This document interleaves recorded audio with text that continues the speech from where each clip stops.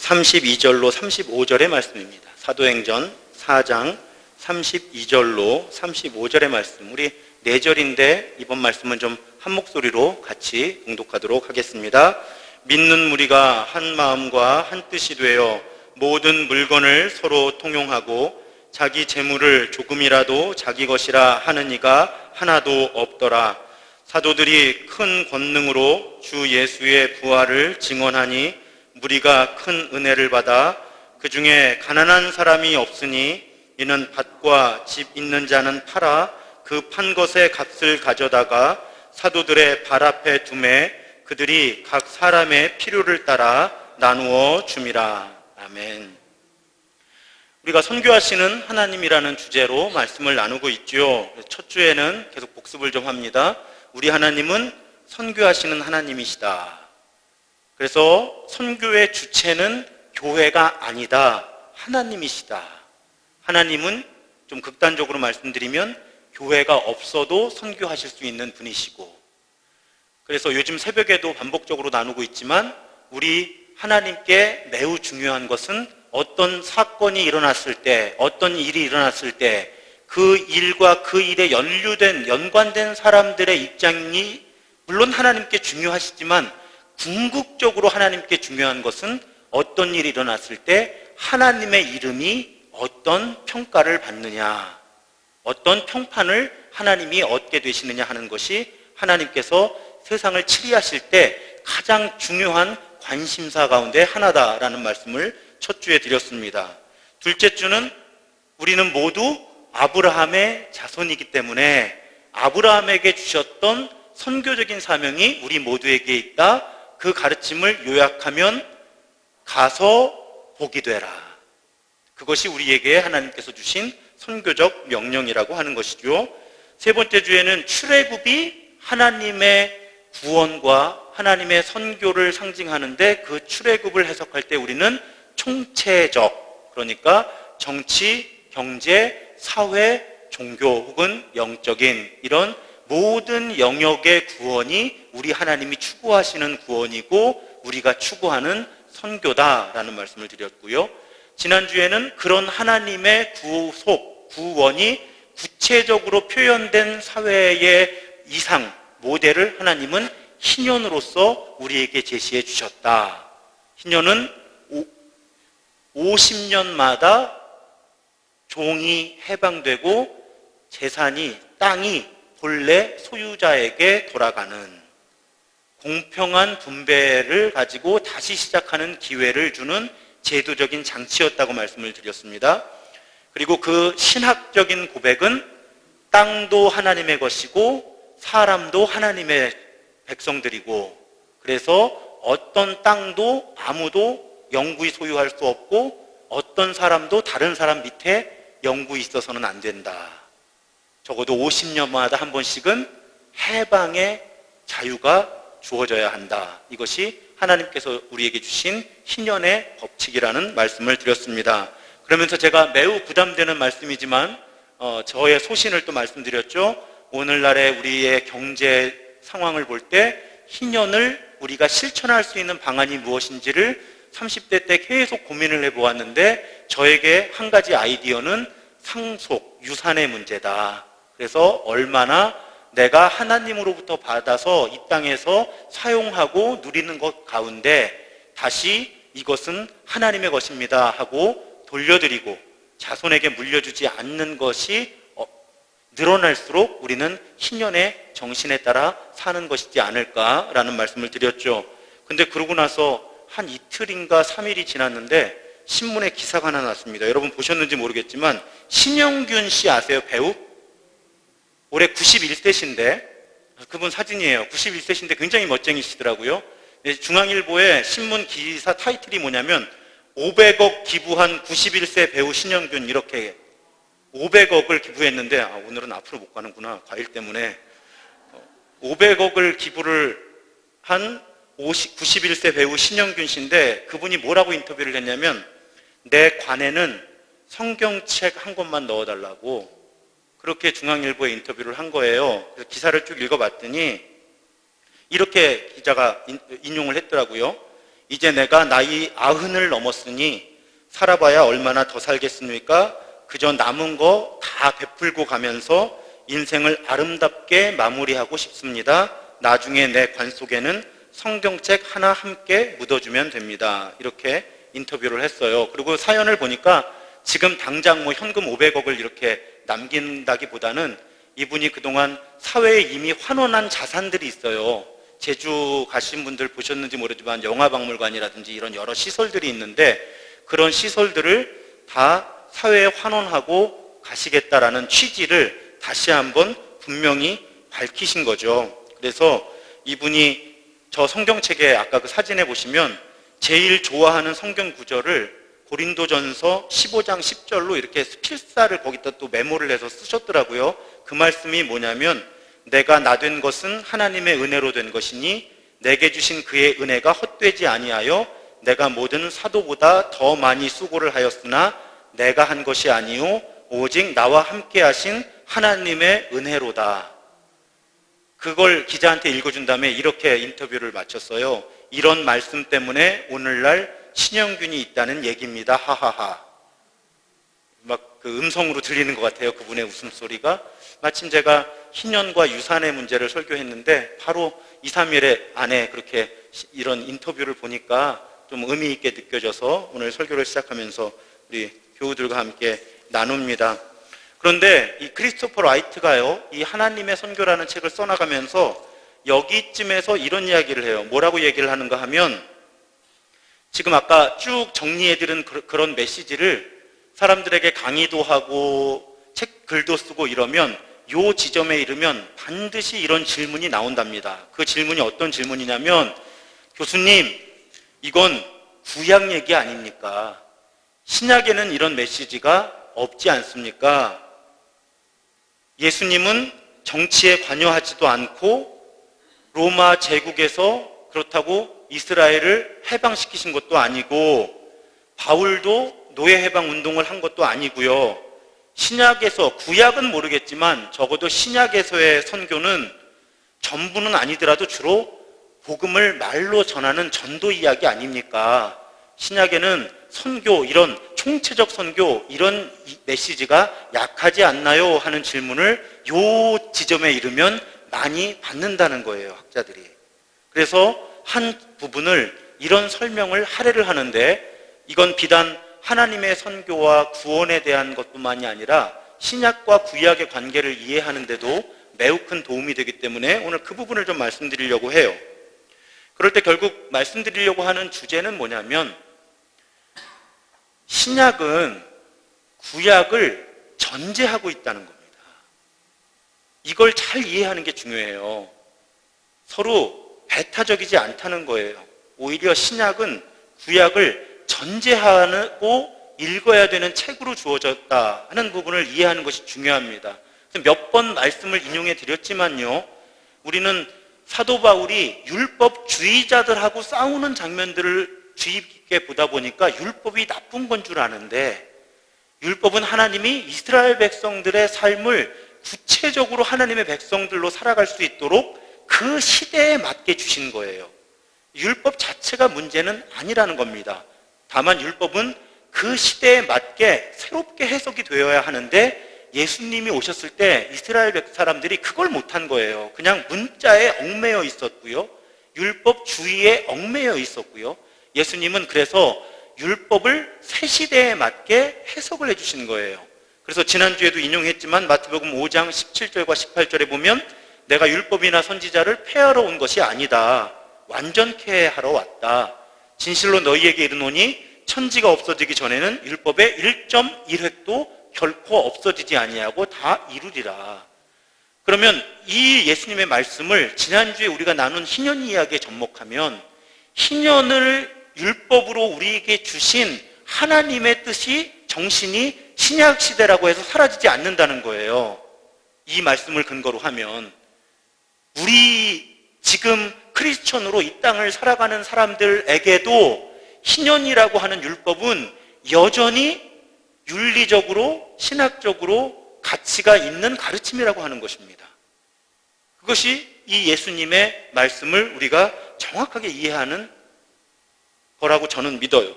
그리고 아주 유명한 말씀이 있죠. 디모데후서 3장 16절. 모든 성경은 하나님의 감동으로 된 것으로 교훈과 책망과 바르게 함과 의로 교육하기에 유익하니.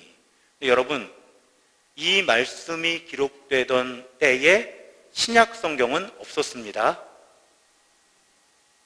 우리는 우리 시대의 관점으로 자꾸 성경을 읽는데요. 성경이 기록된 시기의 관점이 일단 먼저예요. 그럴 때 모든 성경은 하나님의 감동으로 된 것으로 라고 디모데 후서가 기록될 때는 지금의 개념의 신약 성경은 공인화되지 않았을 때예요. 이제 막 서신들로 돌아다니고 있을 때라는 말씀이에요. 그러면 여기서 모든 성경은 하나님의 감동으로 된 것이다 라고 기록할 때 이 성경은 어떤 성경일까요? 일단 기본적으로 구약 성경을 배제하지 않는다는 거죠. 오히려 신약 성경을 어디까지 언급하고 있는지는 논란의 여지가 있지만 구약 성경은 전제를 하고 있는 거예요. 하나님의 말씀으로. 그러니까 제가 지금 말씀드리는 설명을 보면 우리는 신약에서 언급하고 있지 않다고 해서 구약을 무시할 수는 없다는 겁니다. 그러니까 전제라는 말씀을 잘 이해하셔야 되는데요. 우리도요, 전제가 되는 이야기는 일부러 안 해요. 예를 들면 제가 차를 주차하실 때 늦게 오시면 에코테라스 주차장에 주차하시고 주차권을 받아가십시오라고 안내 멘트를 할 때는 어떤 날일까요? 방문자들이 많아 보이는 날 그 광고를 하는 거예요. 왜요? 제가 오후 예배 때는 한 번도 그 광고 안 하잖아요. 왜냐면 오후 예배 때는 그만큼 방문자가 없어요. 그러면 그 얘기는 뭐예요? 신도중앙교회 교인들은 다 아는 얘기니까 안 하는 거지, 주차를 에코테라스에 하는 게 안 중요해서 안 하는 게 아니란 말이죠. 그러니까 예를 하나 들어드리면 11조가 신약에 나오지 않으니까 의미가 없다. 저는 그렇게 반론을 하고 싶은 거예요. 이미 당연한 것으로 받아들이는 걸 신약에서 언급할 필요가 없다고 이해할 수도 있는 거라는 거죠. 그러니까 우리는 신약에서 언급되지 않거나 강조되지 않았다고 덜 중요하다고 생각하면 안 된다는 거예요. 신약을 읽는 사람들은 이미 구약을 알고 있던 사람들이에요. 그렇기 때문에 뭔가 하나를 설명할 때 굳이 구약에 있는 것들을 다 갖다가 일일이 다시 설명할 필요가 있었겠느냐 하는 거죠. 그렇게 신약을 접근하는 것이 훨씬 적절하고 지혜로운 거라고 저는 믿는 거예요. 그러니까 어떤 거든지 여러분들이 그런 대화를 나눌 때 신약에서 예수님이 오신 다음에 강조하지 않았으니까 그건 의미 없는 거야, 중요하지 않은 거야 라는 논리를 만나시면 그럴 수도 있지만 너무나 당연스럽게 받아들여야 하는 거기 때문에 굳이 예수님이 언급할 필요가 없었던 것은 아닐까요? 교회가 너무나 당연히 여기는 것이기 때문에 굳이 성경에서 언급할 필요가 없었던 건 아닐까요? 여러분, 우리가 서신서를 보면요, 잘하고 있는 것보다도 잘 안 되고 있는 것에 대한 언급이 훨씬 많아요. 그렇게 이해할 때 우리는 많은 구약의 가르침들이 신약의 전제로 주어진 것이고 구약에 전제되었기 때문에 신약에서 굳이 언급할 필요가 없었던 거라는 논리로 이해를 해도 적절할 수 있다라는 지금 말씀을 드린 거죠. 오늘 본문에 보면요, 사실은 우리가 그대로 따라서 할 수 없는 일들이 일어난 거예요. 사도들이 예수의 부활을 증언했을 때 어떤 일이 일어났냐면 아무도 그 교회 안에서, 공동체 안에서 자신의 소유를 주장하지 않았다는 거예요. 물건을 통용, 같이 썼다는 거예요. 게다가 자신의 집과 땅을 팔아서 사도들에게 위임해서 사도들이 공동체에 필요한 사람들한테 나눠줬다는 거예요. 여러분 이거 하실 수 있으세요 지금? 왜 웃으세요? 어렵잖아요. 그런데 초대교회에서는 이런 일이 일어난 거예요.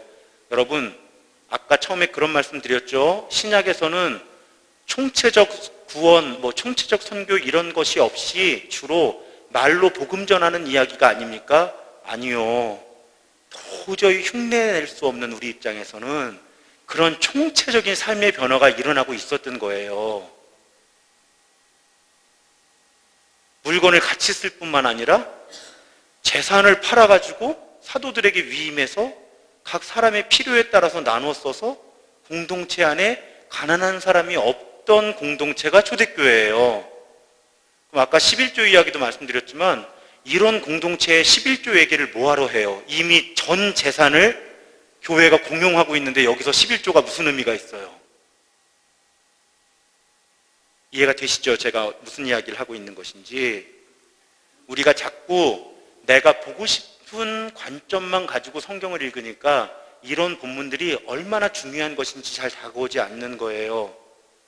구원과 선교가 총체적이었던 것처럼 그 부활의 그리스도의 메시지를 들었던 초대교회는 더 유명한 말씀이 사도행전 2장에 나오잖아요. 믿는 사람이 다 함께 있어 모든 물건을 서로 통용하고 또 재산과 소유를 팔아 각 사람의 필요를 따라 나눠주며 날마다 마음을 같이하여 성전에 모이기를 힘쓰고 집에서 떡을 떼며 기쁨과 순전한 마음으로 음식을 먹고 하나님을 찬미하며 또 온 백성에게 칭송을 받으니 주께서 구원받는 사람을 날마다 더하게 하시니라. 여기서 많은 목사님들이요, 이 엄청난 사건 속에서 성전에 모이기를 힘쓰며만 주로 설교하시더라고요. 그래야 교회에 많이 잘 모이니까. 그런데 여러분, 이 메시지는요 엄청난 메시지예요.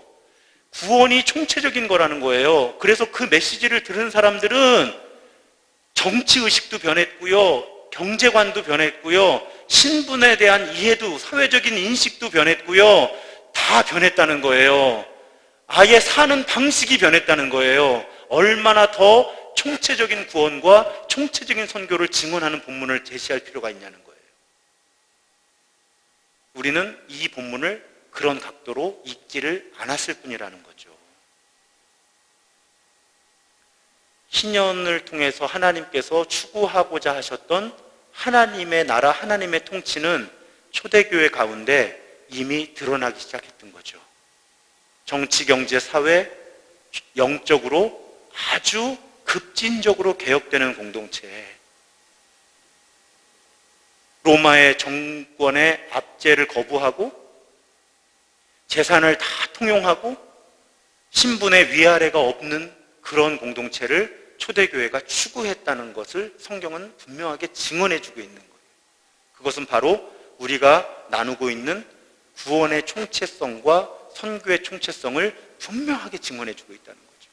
이런 모습 때문에 구원받은 사람들이 날마다 늘어난 거예요. 그러니까 신약 성경은 결코 말로 예수가 그리스도다 하고 증언하는 전도만 나누고 있는 게 아니라는 말씀이죠. 오히려 삶의 변화를 통해서 총체적인 선교를 통해서 주께서 구원받는 사람을 날마다 더하게 하신 것이죠. 이것이 앞에서 던진 질문. 신약에는 전도 이야기가 주로 나오지 총체적인 선교의 이야기는 나오지 않는다 하는 것에 대한 하나의 성경적인 반론이 되는 것입니다. 그럼 여기서 예수님 이야기를 조금 해보죠. 제가 의도적으로 주일에 오전에 마가복음 강해를 하면서 이미 여러 번 나누었던 이야기예요. 예수님이 정말 정치에 관여하지 않으셨을까요, 여러분? 여러분 어떻게 생각하세요? 물론 예수님은 정당 활동을 하진 않으신 것 같고요.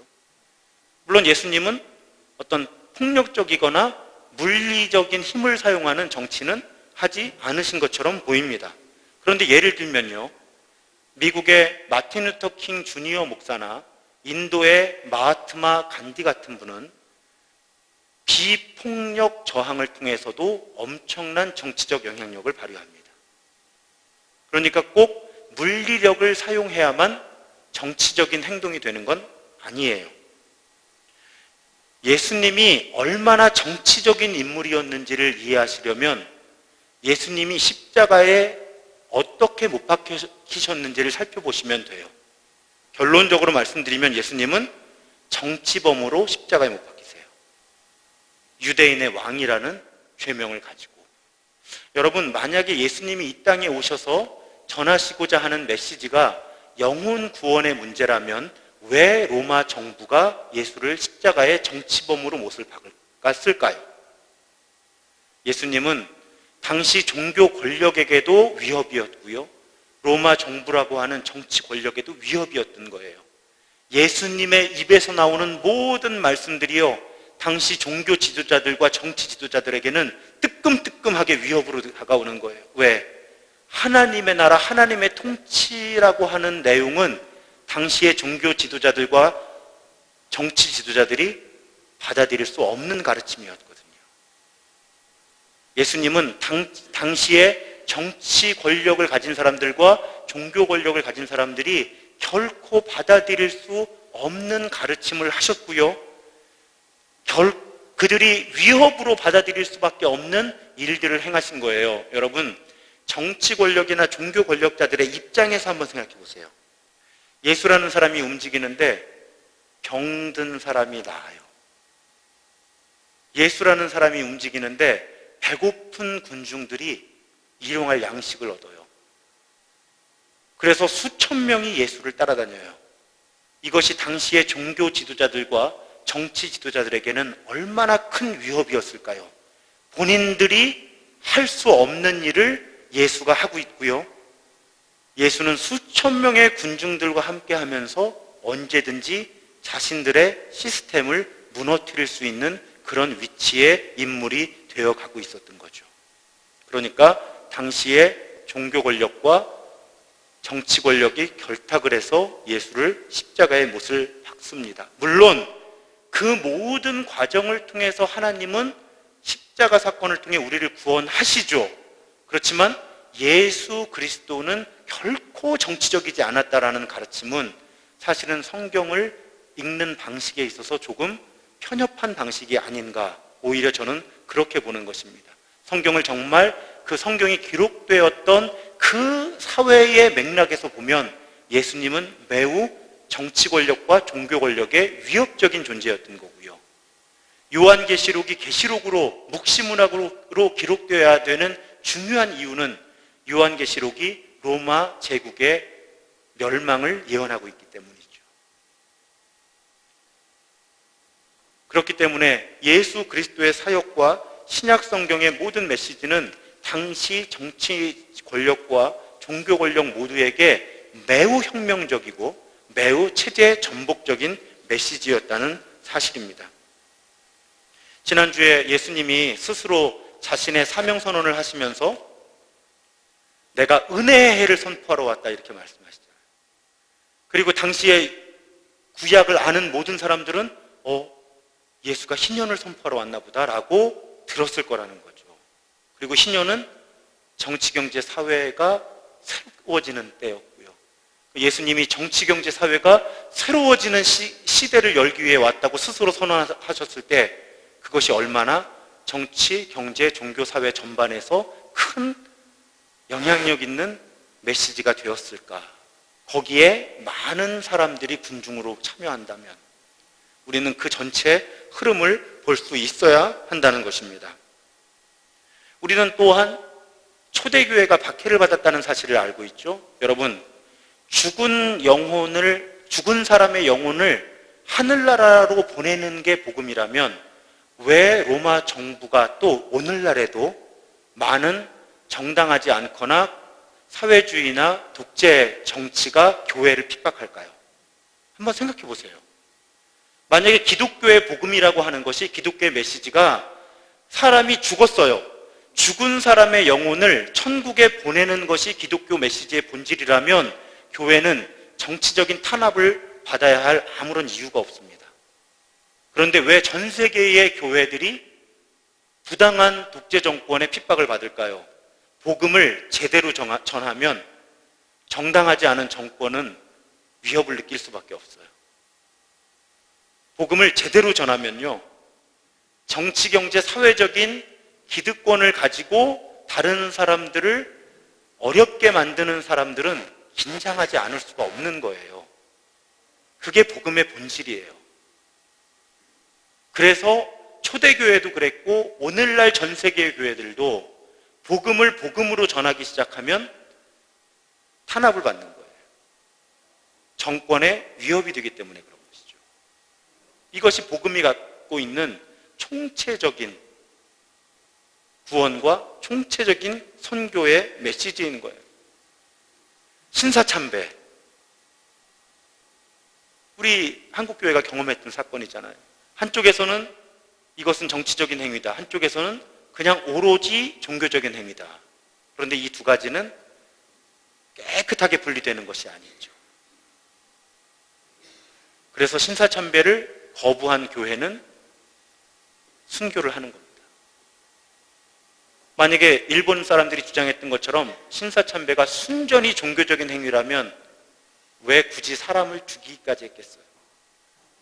일본 제국 입장에서는 신사참배가 정치적으로 매우 의미 있는 행위였던 거죠. 일본의 통치를 인정하게 하는. 그래서 여러분, 복음이라고 하는 것은 영적으로 이렇게 구분이 되는 것이 아니에요. 정치, 경제, 사회, 문화, 종교 모든 것 안에서 우리의 구원의 문제와 하나님의 통치의 문제는 얽혀 들어가 있는 겁니다.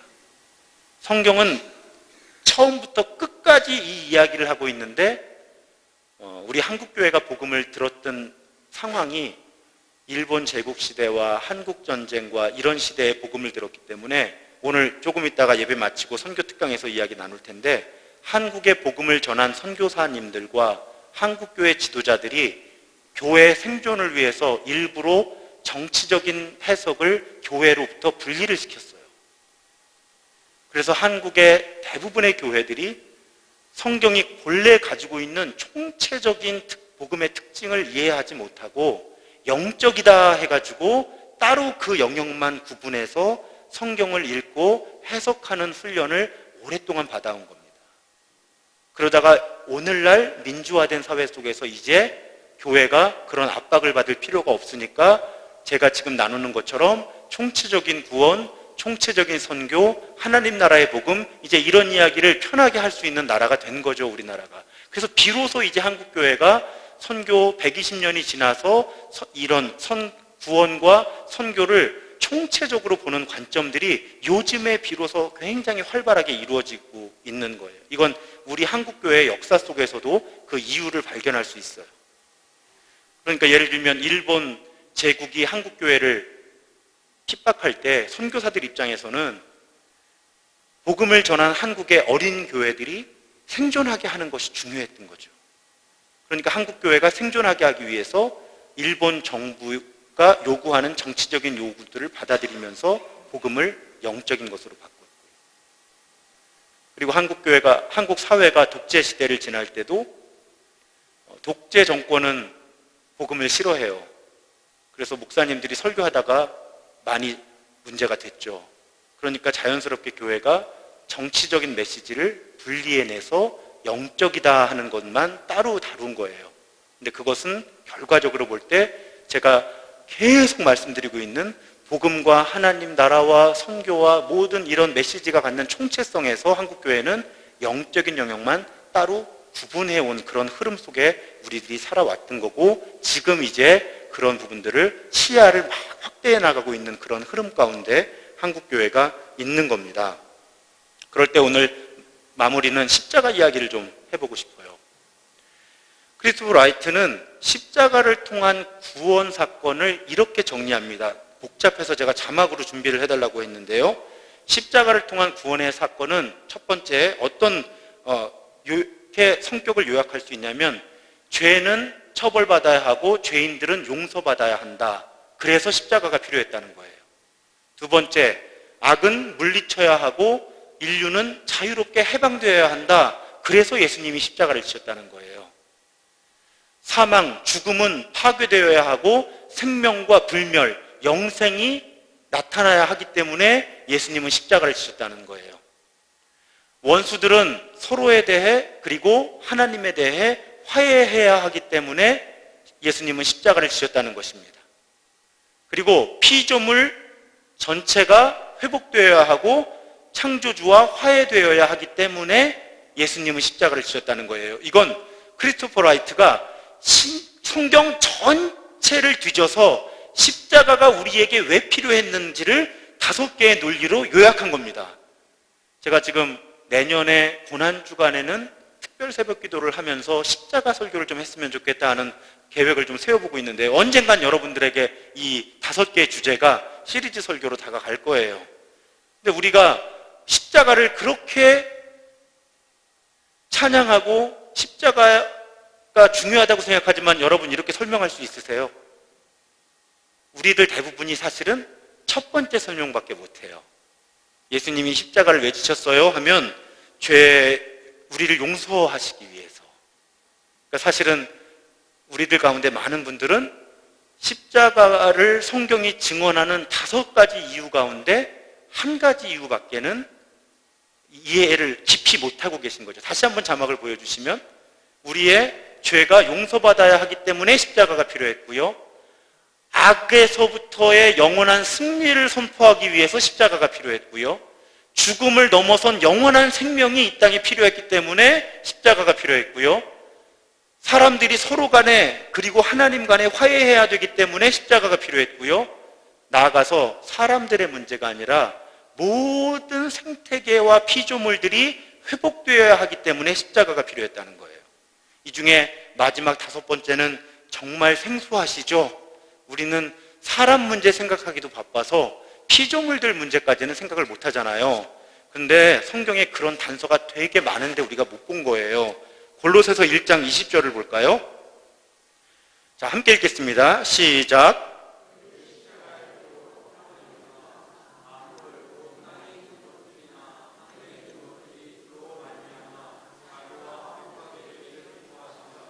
아멘.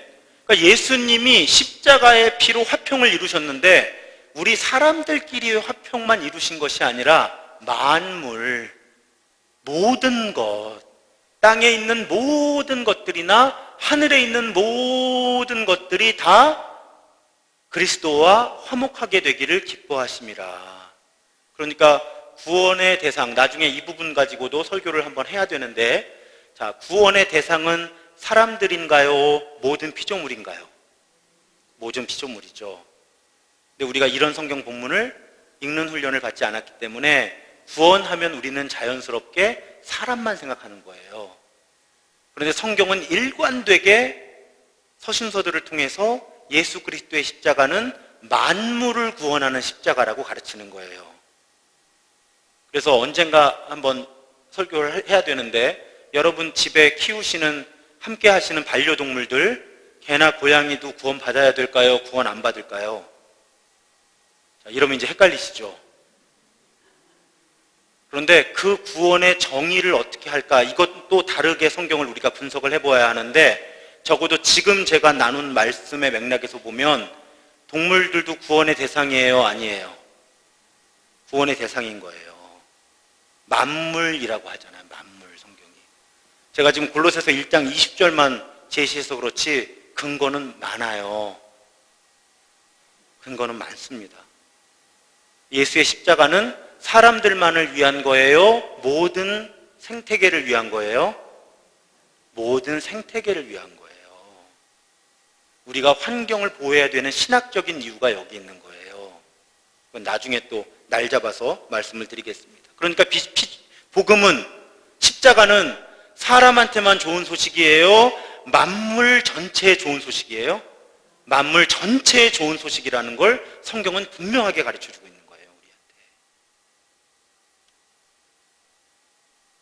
그러니까 십자가가 하나님의 선교를 위한 피할 수 없는 선택이셨잖아요. 그런데 그 십자가를 통해서 예수께서 이루시고자 했던 것은 사람들의 영혼 구원이에요? 아니면 모든 피조물의 총체적 구원이에요? 모든 피조물의 총체적 구원이라는 게 이제 입증이 되는 거예요. 성경적으로. 그러니까 예수 그리스도의 십자가가 우리의 구원과 선교를 위해서 정말 필수적인 거라면, 근데 우리 이건 다 그렇게 받아들이는 거잖아요. 그러면 예수 그리스도의 십자가가 총체적인 구원이었다는 거죠. 그러면 십자가를 통한 선교 역시 총체적인 선교여야 한다는 거예요. 그래서 크리스토퍼 라이트는 그렇게 얘기를 해요. 아까 십자가가, 이거 아닌데요? 안 보여주셔도 돼요, 이거 아직. 십자가가, 자, 죄의 용서 때문에, 그러니까 오직 십자가 안에서만 죄의 용서가 있습니다. 이럴 땐 아멘 하시는 거예요. 자, 오직 십자가 안에서만 죄의 용서가 있습니다. 십자가 안에서만 악의 권세가 무너집니다. 십자가 안에서만 영원한 생명을 경험할 수 있습니다. 십자가 안에서만 우리를 미워하는 원수들과 화해할 수 있습니다. 십자가 안에서만 우리는 마침내 모든 피조물들이 치유받는 것을 경험하게 될 것입니다. 이것이 우리의 십자가의 의미라는 것을 성경 전체가 증언하고 있는 거예요. 처음부터 끝까지. 그래서 크리스토퍼 라이트는 이런 말을 합니다. 이제 자막을 보여주시면 돼요. 궁극적으로 새로운, 궁극적으로 구원을 받은 창조세계 안에 있게 될 모든 것은 십자가 때문에 거기 있을 것이다. 반대로 거기에 있지 않게 될 모든 것, 고통, 눈물, 죄, 사탄, 질병, 억압, 부패, 죽음은 십자가에 의해 파괴되기 때문에 거기에 있지 않게 될 것이다. 그러니까 우리 이 땅에 최종적이고 완전한 구원이 임할 때 거기에 존재하게 되는 모든 것들은 십자가 때문에 존재하게 될 거고, 거기 존재하지 않게 될 모든 것들은 십자가 때문에 파괴되어서 존재하지 않게 될 것이다. 이것이 성경 전체가 십자가에 대해서 증언하고 있다는 것입니다. 그러면 우리가 이 십자가를 가지고 선교한다면 우리의 선교의 목표도 그와 같아야 된다는 것이죠. 우리의 선교의 목표, 우리가 선교하는 메시지는 죄의 용서를 선포하고 악의 권세로부터, 악의 억압으로부터의 승리를 선포하고 죽음을 넘어선 영원한 생명을 선포하고 모든 원수들 간의 화해를 선포하고 나아가서 모든 피조물이 치유되는 것을 선포할 때 하나님의 선교를 십자가를 통해서 하게 될 거라는 거죠. 여러분, 십자가가 얼마나 우리에게 큰 은혜인데 크리스토퍼 라이트의 해석만 빌려도 우리는 십자가의 능력, 십자가의 복음의 5분의 1의 메시지만 가지고 선교해 왔다는 거예요. 그 나머지 80% 십자가가 단지 죄의 용서를 벗어나서 악의 억압으로부터의 승리를 선포하고 영원한 생명을 선포하고 사람들 간의 화해를 선포하고 만물 모든 피조물이 하나님과 화해하고 회복되는 것을 선포한다면 우리는 십자가로 선교할 때 이 모든 복음의 메시지를 함께 전할 수 있어야 된다는 것입니다. 그리고 전하기 전에 우리가 이 십자가의 은혜를 적어도 5개의 영역에서 누릴 수 있어야 되고요. 5개의 영역에서 선포할 수 있어야 되고요. 5개의 영역에서 간증할 수 있어야 된다는 것이죠. 제가 이 5가지 흐름을 보면서 얼마나 제 안에 자유함이 확대되었는지 몰라요. 아, 십자가가 해결하는 일들이 내 개인의 죄만 용서하고 해결하는 것이 아니었구나.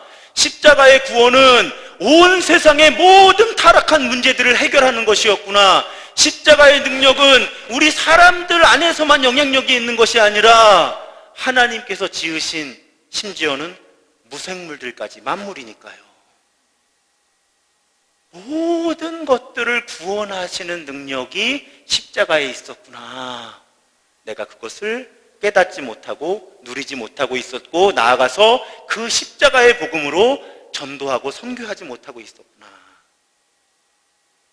사랑하는 여러분, 우리들이 한 해 한 해 지나가고 이렇게 성경을 넓게 배워가면서 지금은 못하셔도 돼요. 당연합니다. 설교 한 편 듣고 그게 이해가 돼서 입으로 나오시면 목사는 필요가 없죠. 그렇죠? 저도요, 이런 설교를 할 수 있게 될 때까지는 몇 년의 시간이 걸리는 거예요. 제가 기대하는 건 우리 교인들이 3년, 5년이 지났을 때는 그냥 일상적으로 이런 성경의 이야기가 나왔으면 좋겠어요. 전도하면서 십자가 얘기가 나오면 어떤 대화 속에서는 십자가가 내가 이런 의미만 있다고 들었는데 십자가는 이런 의미도 있고요, 이런 의미도 있고요, 그 십자가의 능력이 당신의 삶을 바꿀 겁니다라는 이야기를 심지어는 메모를 보지 않아도 그냥 편안하게 이야기할 수 있는 교인들이 되었으면 좋겠다 하는 기대가 저에게 있어요. 제가 선교학교 강의를 하는데 지난주 강의 마칠 때 한 분이 그렇게 요청하셨거든요. 전도법도 알려달라고. 그래서 이제 그런 강의도 할 건데 저의 목표는 우리 교인들이 그러니까 시간을 많이 드릴게요. 3년, 5년. 3년, 5년이 지나면서 이런 성경 전체가 가지고 있는 넓은 의미, 깊은 의미가 이제 설교를 계속 듣다 보면 이게 소화가 되세요. 지금은 이해가 안 되시는 게 어쩌면 매우 지극정상인 거죠.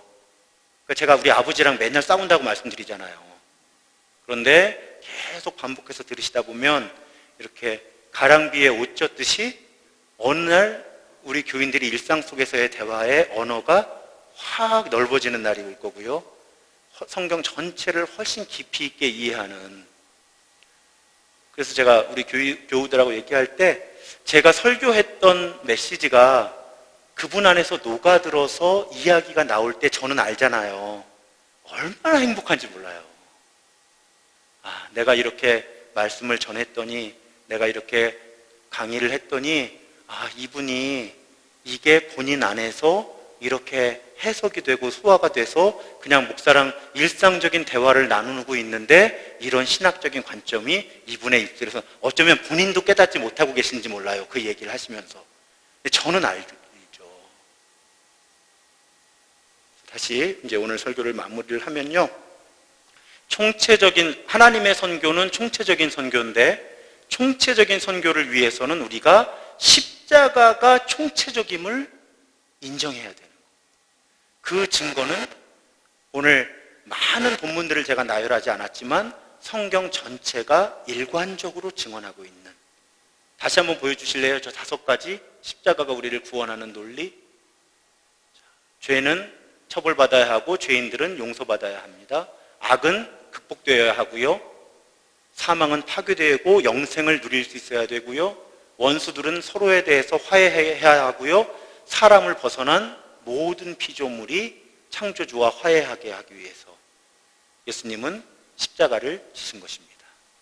그래서 우리가 십자가의 총체적인 복음을 선포한다면 저 총체적인 능력에 의지해서 저 총체적인 복음을 전할 수 있어야 합니다. 그런 우리 모두가 되기를 주님의 이름으로 축복합니다. 그래서 오늘 결단의 찬양은 제가 부담스러워서 좀처럼 못 고르는 찬양인데 십자가의 길 순교자의 삶이라는 찬양입니다. 이 찬양으로 우리의 믿음을 고백하고 축도하면서 오늘 예배를 마치겠습니다.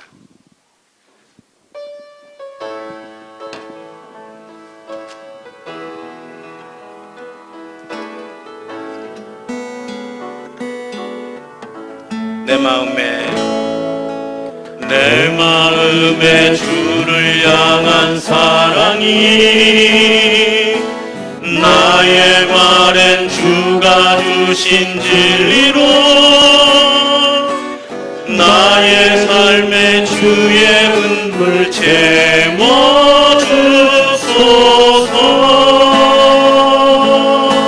내 입술엔 찬양의 향기가 내 입술엔 찬양의 향기가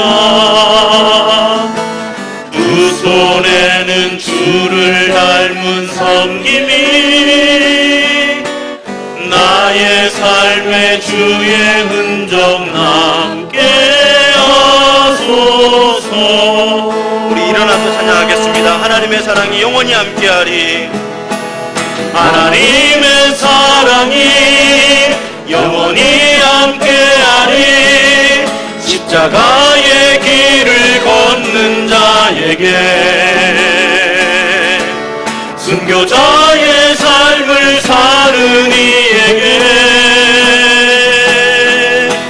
세상 조롱하는 소리와 세상 유혹 속에도 주의 순결한 신부가 되리라. 내 생명 주님께 드리니. 하나님의 사랑이 영원히 함께하리. 하나님의 사랑이 영원히 함께하리. 십자가의 길을 걷는 자에게 순교자의 삶을 사는 이에게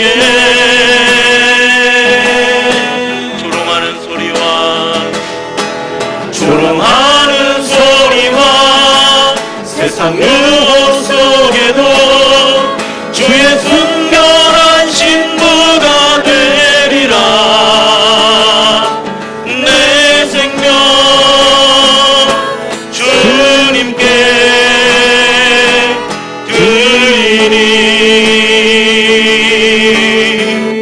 기도하겠습니다. 하나님 감사합니다. 하나님, 우리가 늘 십자가를 찬양하고 십자가가 모든 것을 이룬다고 고백하지만 그 원리를 보다 넓게, 보다 깊이 이해하지 못했습니다. 하나님, 오늘 크리스토퍼 라이트의 도움을 통해서 우리가 십자가의 능력을 새롭게 고백합니다. 하나님, 십자가를 통해 우리의 죄가 용서받았음을 믿습니다. 십자가를 통해 악으로부터 우리가 승리함을 믿습니다. 십자가를 통해 우리가 죽음을 넘어서서 영생을 경험하게 됨을 믿습니다. 십자가 때문에 우리가 아무리 미워할 수밖에 없는 사이이더라도 화해하게 될 줄로 믿습니다. 우리 사람들의 모든 문제를 넘어서서 십자가 때문에 모든 피조물이 회복되고 창조주와 화해하게 됨을 믿습니다.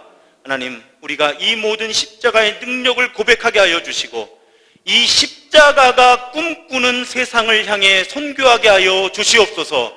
십자가의 능력을 땅끝까지 경험하게 되도록 하나님, 우리가 그 사역에 헌신하게 하여 주옵소서. 십자가의 능력을 하나님, 사람들뿐 아니라 모든 피조물들이 경험하게 하여 주옵소서. 지금은 이 땅에 오셔서 하나님의 나라를 새롭게 선포하시고 십자가와 부활로 우리를 구원하신 예수 그리스도의 은혜와 사랑하는 아들을 우리를 위해 내어주신, 십자가를 허락하신 성부 하나님의 무한하신 사랑하심과 우리 안에서 끊임없이 하나님께서 성경 전체를 통해 우리에게 계시하시고 증언하신 총체적인 구원을 누리며 총체적인 선교에 참여하는 그 길을 이끄시는 성령 하나님의 교통하심이 오늘 예배드리고 예수를 따라 사는 사람들의 삶을 살기 위해 일상으로 세상으로 흩어지는 모든 하나님의 백성들 위해 이제로부터 영원토록 함께 하시기를 간절히 축원하옵나이다. 아멘.